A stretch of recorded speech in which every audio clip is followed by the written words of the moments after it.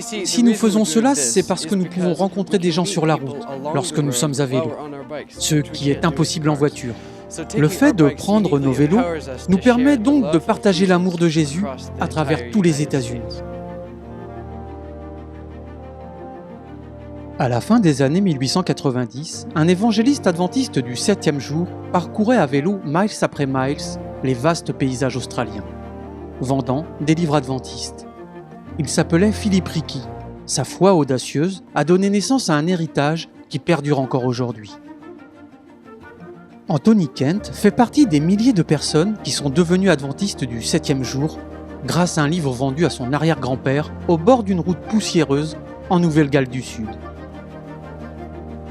En 2022, inspiré par l'histoire du colporteur cycliste, Anthony a mené une équipe de cyclistes sur plus de 1100 miles, de Washington DC à Saint-Louis, pour la session de la conférence générale.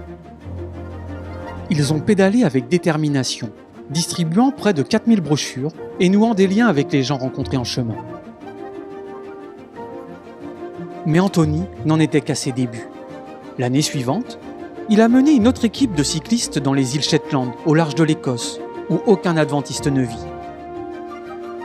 Un groupe de pasteurs a bravé les vents froids et les collines escarpées, déterminés à parcourir toutes les routes habitées et à partager avec tous ceux qu'ils rencontraient. Les équipes de cyclistes de I Will Go ont parcouru l'Écosse, l'Australie et même les montagnes de Papouasie-Nouvelle-Guinée. Des milliers de documents ont été distribués et des relations durables ont été créées. Ils sont motivés par une mission simple, atteindre ceux qui ne le sont pas encore. Une fois de plus, une équipe de I Will Go s'est rendue à Saint-Louis. Cette fois-ci, leur voyage a commencé dans l'ouest des États-Unis. Au fil des ans, le port de San Francisco a été le point de départ de nombreux voyages missionnaires, notamment celui d'Abraham Larue, qui s'est rendu en Asie, et celui du Pitcairn à destination des îles du Pacifique Sud. L'incroyable Golden Gate Bridge. Je suis profondément ému par ces missionnaires qui ont navigué jusqu'aux confins de la Terre en empruntant ce passage. Ils se sont rendus dans des endroits comme l'Australie, la Nouvelle-Zélande et l'Extrême-Orient en Asie. Certains cyclistes de Some I Will Go sont partis de la côte ouest. D'autres les ont rejoints dans le Colorado.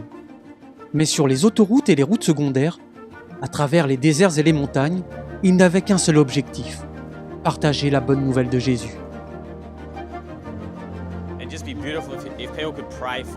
Ce serait merveilleux si les gens pouvaient prier pour ceux que nous rencontrons.